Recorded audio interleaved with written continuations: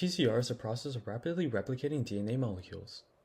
PCR requires several components such as DNA strands, nucleotides, polymerases, and primers. Primers are short DNA fragments designed to complement a specific region of a DNA strand.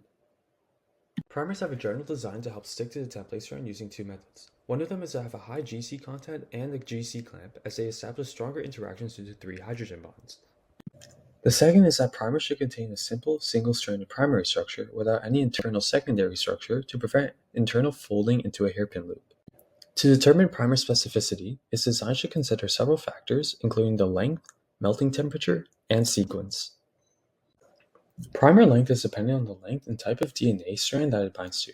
For example, a short prokaryotic DNA sequence would require a shorter primer, whereas a long eukaryotic DNA sample requires a longer primer.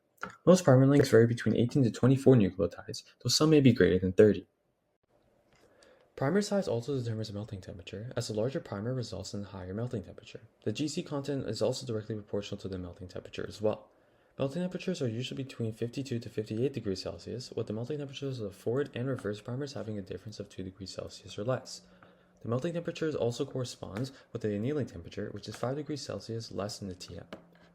Moreover, the sequence of the primer should be specified to its complementary template DNA strand in the correct orientation.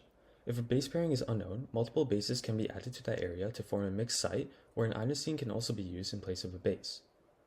Errors in designing primers are prone to happen if certain conditions are not met. For example, if an error occurs in the primer sequence, then the primer itself may not anneal to the template DNA strand, preventing elongation. This also may be caused if the primer sequence matches with a different region that is not the target region, forming a false PCR product. Moreover, both the forward and reverse primers should not have identical base pair sequences, nor should be complementary to one another, to prevent them from binding together and forming a primer dimer. If the length of the primer is too small, it can cause nonspecific binding and unwanted PCR products. If the primer is too long, then the hybridization rate between the primer and template strand will be slow, resulting in the inability of the primer to anneal to the template within the given time.